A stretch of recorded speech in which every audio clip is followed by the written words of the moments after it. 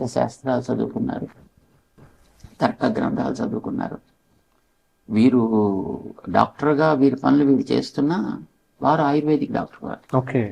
పెద్ద స్వామి వారు కూడా ఆయుర్వేదిక్ డాక్టర్గా ఉండేవారు. వారు పూర్వాశ్రమంలో వారికి 4వ సంతానం కలిగినప్పుడు ఆ గ్రామంలో వీరేమో ఈ స్వతంత్ర వీరుల కోసం సేవ చేయడానికి వీరు మెడ్రాస్ వెళ్ళారు. ఆవిడ డెలివరీకి రెడీగా ఉండగా, కానీ వీరు వచ్చేటప్పటికి ఆవిడ డెలివరీ అయ్యి చూసేవాడు సరిగా లేక బేబీ బార్న్, కానీ లేడీ పాస్ అవే. అది వీరికి కొంచెం మనసుకి బాధ కలిగి, గ్రామ ప్రాంతాల్లో ఇలాంటి సేవలు అందించగలిగే వ్యక్తులు లేరు కనుక తమ పిల్లలందరినీ డాక్టర్స్ చేయాలి, గ్రామాల్లో వాడు పని చేయాలి అని వారు పిల్లల్ని డాక్టర్స్ కింద చేశారు. అప్పట్లో ఎల్ఐఎంఏ ఉండేది, మెడ్రాస్ వెళ్ళి చదువుకోవాల్సి వచ్చేది. సో వీళ్ళంతా మెడ్రాస్ వెళ్ళి చదువుకున్నారు.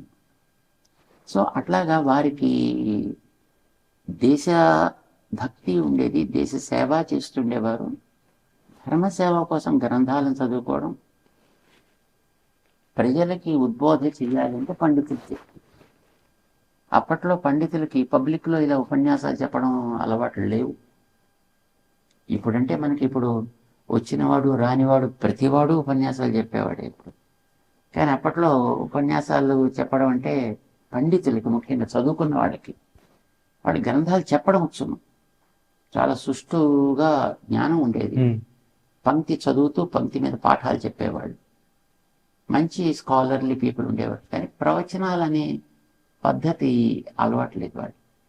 ఇది అలవాటు చేయాలి అని అప్పట్లో ప్రతి నెలకి 2 నెలలకి సభలు పెట్టి, ఆ సభలకి ఆ పండితులందరినీ పిలిచి వాళ్ళకి విషయాలు ఇచ్చి, మీ గ్రంథాల నుంచి ఈ విషయాన్ని మీరు చెప్పాలి అని దాన్ని వినడానికి 10 మంది జనాల్ని సేకరించి వాళ్ళకి ఎలా చెప్పే ఒక అలవాటు చేయాలి.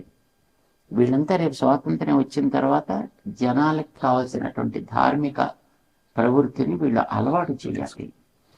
లేకపోతే స్వాతంత్ర్యం వస్తుంది, బట్ ధర్మాన్ని మనం మర్చిపోయిన తర్వాత స్వాతంత్ర్యానికి అర్థమే లేకుండా పోతుంది. ఇది వారి యొక్క ఆశయం.